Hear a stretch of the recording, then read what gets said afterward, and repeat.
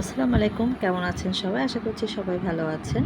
আমি আপনাদের জন্য প্রতিদিনকার মতো কয়েকটা নতুন নকশিকাঁথার ডিজাইন নিয়ে এসেছি। দেখতেই পাচ্ছেন আমি কিছু ডো নিয়ে আড়াআড়িভাবে চিকন করে ডিজাইন করে নিলাম এবং চিরুনির সাহায্যে দোনো পাশে চেপে ডিজাইন করে নিয়েছি এবং পাতার শেপ করে চারিপাশে শেপ করে নিলাম এবং একটা কাঠির সাহায্যে আমি ছোট ছোট করে এই যে এভাবে চেপে চেপে দিলাম ফোঁটা করে।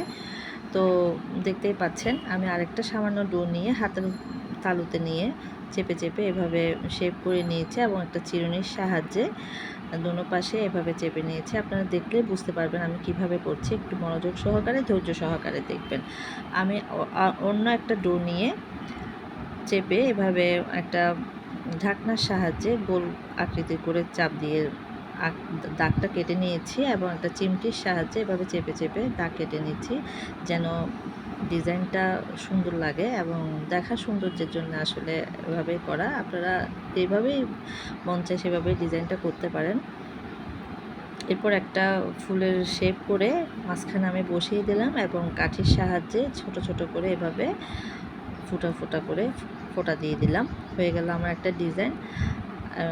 এখন আমি অন্য একটা শেপ করে দেখাচ্ছি আপনাদেরকে। আমি কিছু ডো নিয়ে পাতা শেপ করার চেষ্টা করছি। পাতার শেপটা করা হয়ে গেলে আমি এই যে এপাশ করে সুন্দর করে মসৃণ যে পাশে ওই পাশটা নিয়ে একটা কাটারের সাহায্যে পাতার যে মাঝখানের শিরাগুলো থাকে ওগুলো দেওয়ার চেষ্টা করছি। এভাবে দাগ কেটে নিয়ে এলাম এবং পাতার যে চারিপাশে এভাবে হালকা হালকা করে চাপ দিয়ে পাতার শেপটা করে নিচ্ছি। দেখতেই পাচ্ছেন আপনারা আমি কিভাবে করছি, একটু খেয়াল করলেই বুঝতে পারবেন। তো আপনাদের প্রতি আমার একটা অনুরোধ, আপনারা যদি ফেসবুক পেজ থেকে দেখেন আমার পেজটি ফলো করবেন, আর যদি ইউটিউব থেকে দেখে থাকেন তাহলে আমার চ্যানেলটি সাবস্ক্রাইব করবেন। তো আপনাদের সাথে কথা বলতে বলতে আমার পাতার শেপটি হয়ে গেল। দেখতেই পাচ্ছেন আমি অন্য একটা ডো নিয়ে এভাবে মাঝখানে দাগ কেটে নিচ্ছি, মাঝখান বরাবর 2 ভাগ করে নিলাম। আমি আরেকটা ডিজাইন আপনাদেরকে দেখাচ্ছি, একটু খেয়াল করে ধৈর্য সহকারে দেখবেন।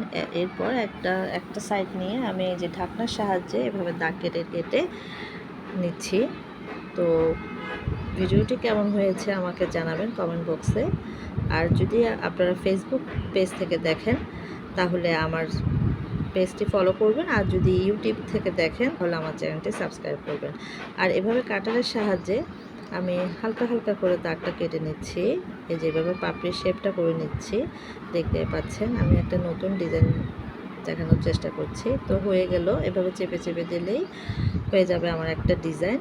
তো একটা কাঠির সাহায্যে আমি পাপড়ির মাথাগুলোতে একটা একটা করে ছোট ছোট করে ফোঁটা দিয়ে দিচ্ছি। তো ভিডিওটি কেমন হয়েছে জানাবেন, আশা করছি পাশেই থাকবেন।